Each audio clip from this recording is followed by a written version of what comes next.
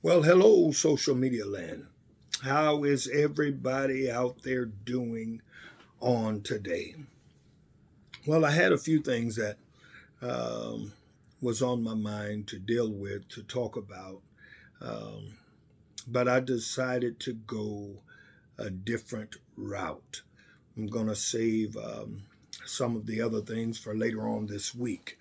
Um, what I want to deal with today is I simply wanted to um, give my testimony. That's what I wanted to do.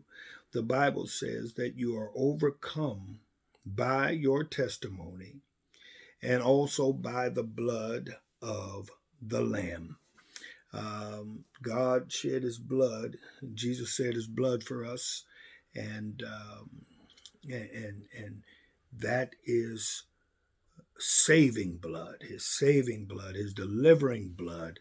And he did that for us. And with all that he did for us, it's not just that alone. We have to make a move ourselves. We have to commit, do something. Faith without works is dead. So we must do something in order to show God that we do have faith in Him. So I wanted to just give my testimony. I was raised in the church. I come from a line of preachers. My great grandmother, evangelist missionary. Matter of fact, she was so well known in Mississippi because she prayed out one of the best churches uh, in my book that there was, and then waited for a pastor to come because she did not feel the call of a pastor upon her life. So she prayed until God sent someone. And that someone, we just lost him. Heaven uh, gained him on this past year. That was Superintendent Burnell Hall. My great grandmother was Mother Jessie Booth. And so looking at her, I remember at 9 years old, the last time I saw her, and she passed not long after that. We were in Mississippi, and on her porch of that little shack of a thing that they called a house. And I was reaching up, touching the roof of the house, and that's how small that house was. On the outside of the house, it looks like it was shingles and whatnot. It was some house, but we were down there, and she looked at me and she said, "You're going to preach God's word and preach the word. You're going to preach." And then she looked at my cousin and told him, "You are supposed to preach too." But at that time, uh, I was already becoming something different. Might sound crazy at the age of 9 years old, the things that I was doing. I remember my grandfather giving me his Camel or his Pall Mall cigarette, his Camel most likely, and he would tell me go in there and light it on the stove, and you had those coil burners, and we wait for that to get hot, and he would tell us you puff the cigarette so that it'll be ready when it gets to me. So we got so used to puffing on those cigarettes that we puffed on them because we wanted them after a while.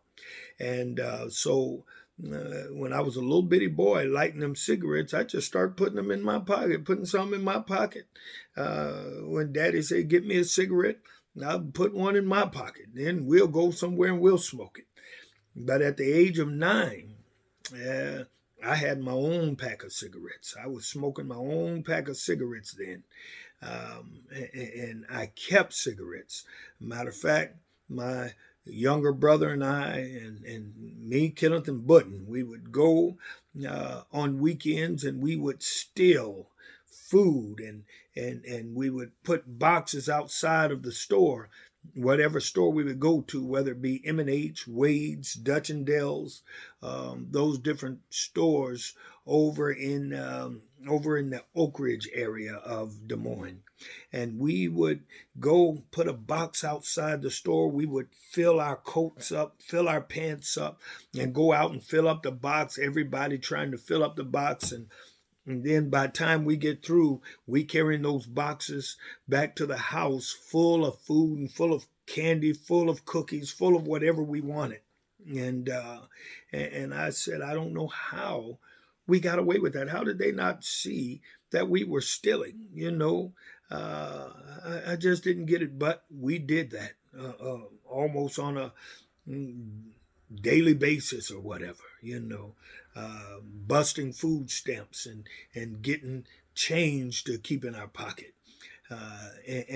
But at 9 years old, we were doing that, stealing cartons of cigarettes and breaking into people's houses and stealing whatever we could, breaking into cars over at Methodist Hospital.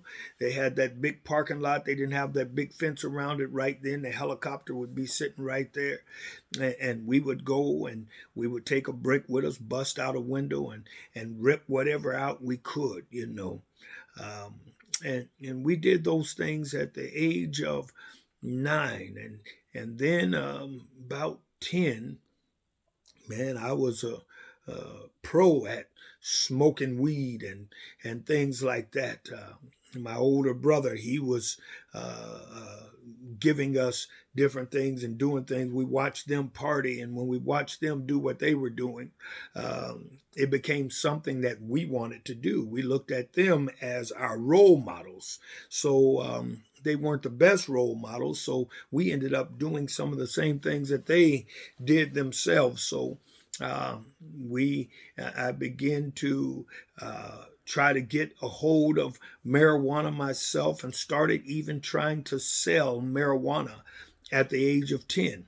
Age 11, I got a hold of this gun, and we were walking, and it was this old drunk guy that we would see all the time by Oak Ridge, and that was my first robbery. I pointed that gun at him, and he broke his bottle and started screaming. And I told him we was going to shoot him. We robbed him. We did that over and over again.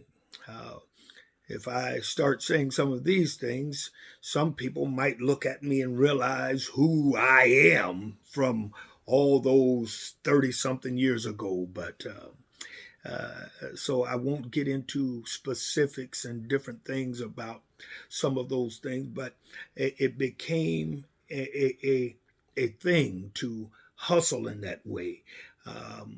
So I, at the age of 11, first robbery.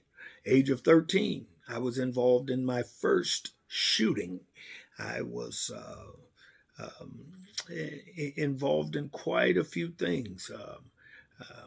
And then I got into another one.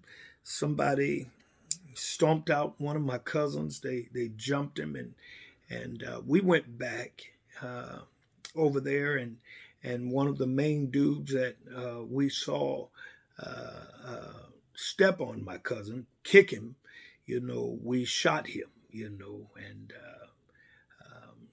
in the car that we was in, his friend picked up the gun that the boy had, and he let off in the car, So as many of us that had jumped in that car, one of us should have been hit, but it was the glory of God that was surrounding us, the mercies of God surrounding us, and we are thankful. And even the mercy of God surrounded the young man that we shot way back then, because he came out of it. And not long after him getting out of the hospital and doing better, we ended up having a run-in with him and at a spot, a party spot, and was thankful for the interactions that we saw, the interactions that we had. Then I began to do a whole lot of things because there was a lot of things that happened in my childhood that made me be the way that I was. I carried a lot of anger. At 11 years old, I ended up going to stay with my aunt. That's when my cousin and I became brothers uh, because my mother was married to, wanted to marry somebody that did not like me. I was a little boy. He was in the kitchen at the time, my brother and my sister's father. And may he rest in peace. Now, he called my mother out of her name. And when he called her out of her name, I just couldn't go for that. I was a little boy, but I knew I had to do something. He's sitting in the chair in the kitchen like a king. And I just balled up my fist and I knew that I had to hurt him. I hit him in his nose and blood just went everywhere. And I just tried my best to hurt him. Then he tried to get up and get after me and he fell. And when he did, I jumped on his face. I stomped on him and left him laying in the floor. And I was 11 years old. And he ended up in the floor and he told my mother, call the ambulance. I'm hurt. And when he told her that, it made me feel something. It was something after that I never was the same because I started loving violence. I loved hurting people. I loved doing things because I saw that I was able to do it. I ended up waking up one day and my mother came in the room. And when she came in the room, she had my clothes and different things. And she said, if there's anything else you need to get it. You're going to go stay with your cousin. And I asked her, is my brother Pete coming? She said, no, he's not coming. I said, is Kenneth? No, he's not coming. I said, and I started asking, who's going over there with me? And she said, just you. Well, why am I going? She said, well, because I know how much you love your cousin, and I'm letting you go spend some time with him. So when I got over there, my aunt, she has always been real, and she's my second mother. She basically asked me, you know why you're here, don't you? I said, no, I do not. I said, yeah, I do. I said, my mom knows how much I love Button, so she said I can come and stay here for a little bit or something. And when then she hugged me and told me, poor baby, is what she said. And she even called me Big Baby right now. And I love it because that's how I feel when she's around. And she said, well, she wanted to get me out of there because of that man. And when something else snapped in me, and I was at a point that I didn't know which way to go and what to do. I felt like, okay, she's choosing. She chose him over me. She chose him. And when I thought about that, I believe that my mother did not just choose somebody over me. I believe that she was trying to protect me in some ways, but at the same time, I didn't understand that. Why come he couldn't just go? Why couldn't he get out? But it wasn't that simple, I guess, at that time. So there was something else that snapped in me that took me all the way to the streets, because my biological father was not around, not because of his doings, not because he didn't want to be, because I had a good father that loved me. But he was in a whole nother place at that time and so I'm feeling all alone. So I allowed the streets to become my father. I started doing everything that you could imagine. I mean, robbing, stealing, fighting. And as a little kid, I was fighting grown men. As a little boy, I was dealing with dating grown women. When I was 13 going on 14, I had a woman that was 27 years old. And it was horrible to me. It's horrible now. It wasn't horrible then. I thought I was doing something. But now when I look back, if a grown woman tried to mess with one of my sons, I would have a problem with that. So I went on throughout life, and the more you're around things, the more you're around things, you get used to them. It becomes a part of you. So the streets, drugs, alcohol, all of those things was a big part of my life. I didn't know much about school. I ended up getting in trouble around 13, and I was wanted for some things, and my mother got rid of me. She sent me. She called my father. He picked me up and took me to Mississippi, and I stayed with my grandmother at that time. So Memphis, Tupelo, Ripley, all of those different spots became my stomping grounds, and I got involved with a gang, the Gangster Disciples. We lived by love, life, loyalty, wisdom, knowledge, and understanding, believing that proper preparation prevented poor performance. I did everything that came along with being a gangster, and so when I stayed for so long, got involved in a lot of things,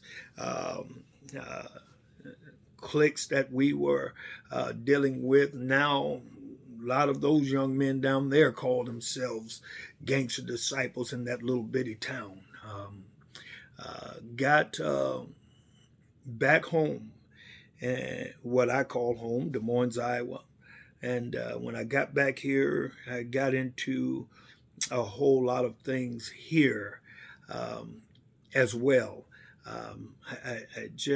Women got me into things, I got myself into things because of women. I have to look at that, because sometimes we blame people for the things that we do, and we do not take responsibility for, our actions.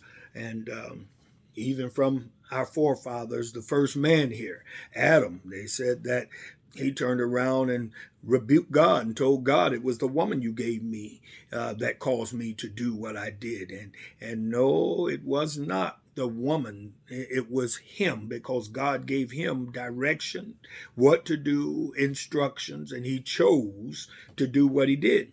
So I had to understand that that's what I did. There was a time that we started having keg parties, and when people come to our keg parties, it was horrible. I took a young lady that came there with her man, and he's looking for her by now because I took her somewhere else. And when I came back, he asking, "What are you doing? What you doing with my woman? That's my woman, man." I said, "No, she's mine now. She ain't yours no more." And this lady's laughing like, picking at her own man right there, letting me do the stupid things that I did. So he got so upset that he wanted to do something. So I pulled out a gun. And when I pulled out the gun, it was a 32. And if anybody know anything about those 32 revolvers, they snap in half instead of, the thing popping out and you're loading it like a 22 or 38. But they snap in half. And when I pulled it out of my pocket, it hit that thing that caused it to snap. All the bullets fell out. And when that happened, I went to beating the man with the gun until I was pulled up off of him for no apparent reason, because I decided to deal with his woman, and he decided to tell me that that's his woman, and he didn't want, and so I was a troublemaker. I did that in the club, laughing at one guy, and he came to the floor. "You dancing with my woman?" I told him, "Get out my face, I'm dancing." He followed me to the bathroom and tried to pull out a gun. And when he did, the ones that I was with showed up in the bathroom, and he threw the gun in the urinal. So I got me a new gun, and thank God for that night, because we had mercy on him.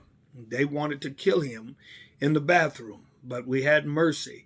And to this day, he shows me respect when he sees me. And I show him all the love that I possibly can. It was God that gave him that chance, and God that gave me that chance. So it came to the point to where I got into something. One of my family members got into something. When he got into something, he got publicly humiliated. So at that time, we decided we're getting ready to kill somebody. So we investigated until we found out where they lived at. And the bad thing was, we planned the whole murder. We looked at their house, realizing where everybody was at, where they slept. And we were going to do what we call a blackout. A blackout means that you're going in the house and you're killing everybody. And I was so into myself, so lost in my mind, that I said to myself that if we kill the kids, we'd be doing God a favor, because the kids are going to go to heaven. I said, but I'm sending him to hell. So it was that night, after all the plans we were getting ready to do it the very next day. And I guess that was the end. God didn't want me to do any more dirt. God was done with that. This is one that I don't believe I would have walked away from. I don't know what would have came from it, what would have happened, but I've done so much in my young life that I guess this was the end. And as sure as my name is Michael, I tried to get drunk that night. I was drinking Black Velvet, Budweiser, and smoking weed.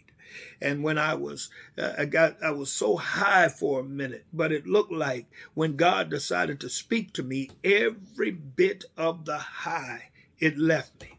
And I heard the voice as clear as my name: Michael, your time is running out.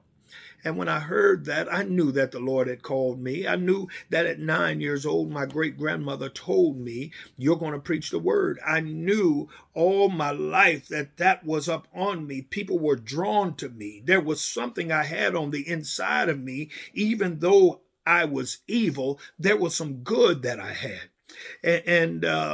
So it came to a point that I heard that voice: your time is running out. So what did I do? I tried to drink. I tried to drink that voice away. I tried to smoke that voice away. Smoking what we call baseball bats. I was smoking big joints, smoking weed, drinking. And I just could not get high enough. I just couldn't get high. And so I tried to ignore that voice. So what did I do? I turned on some music. And that was Bone Thugs and Harmony. And it was a song called Crossroads. And that song, it would say over and over, living in a hateful world, sending me straight to hell. And if any of you know anything about single cassette tapes, they would flip over and it would play the same song on the other side as well. So that song kept playing. And as it played, I began to think. They said, living in a hateful world, sending me straight to hell. So I began to think, these boys are on their way to hell. They know where they're headed, but they don't have sense enough to do anything about it. And as I thought about that, I said, wait a minute. That's not just them, but that's me as well. I know that I'm on my way to hell. I know God got a call on my life, but I don't have the sense enough, the ability, the mindset to do anything about it. So I had to turn that off, get this music away from me, get it away. I done skipped over so many things, but I'm just going to get to the end of this because it looked like my time is running down. But I just wanted to get that music out of here. And so I turned on the TV after that. And it was old Heilig Myers, which was a furniture place.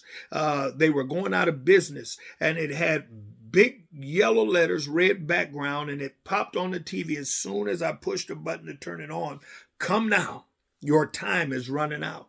So the Lord used the song to speak to me. He used the TV to speak to me. He spoke to me himself.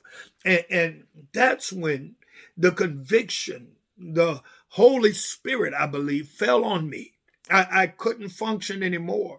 I saw my life before my face. I saw how I spent months at a time in jail away from my wife, and I didn't know how to love her, didn't know how to love my children.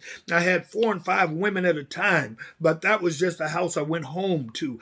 I didn't know how to love, didn't know how to be faithful, didn't know what to do. But that day, that night, things change. And my God, I tried to call my grandmother, and she always answers the phone. There's no reason for her not to answer the phone.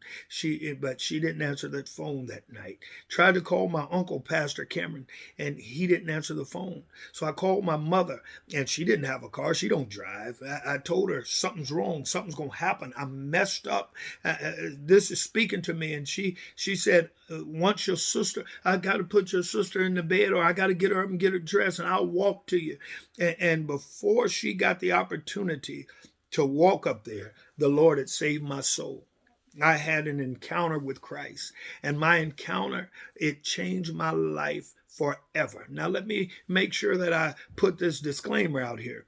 Michael Devon Cameron Sr. is not perfect by any means, but I have been changed, and there's a change in my life and I will never, ever be the same after the encounter that I had with God.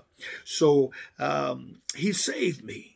He saved me from everything that I was. So I want to say that it don't matter if you're a womanizer. It don't matter if you're a gangster. It don't matter if you sell dope. It don't matter if you've done this bad, if you've shot this, if you've stabbed this. Whatever you have done, God will forgive you.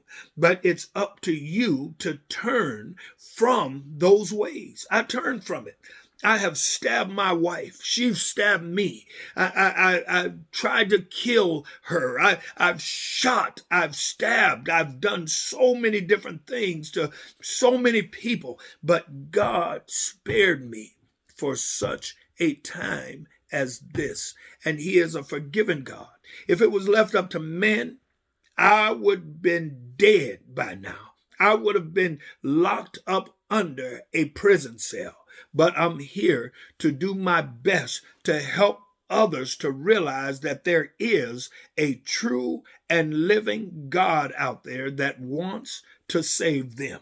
So I just wanted to simply give a small portion of my testimony, and that's going to be all for today. I will be looking forward to getting with you all on next week and putting some more out there.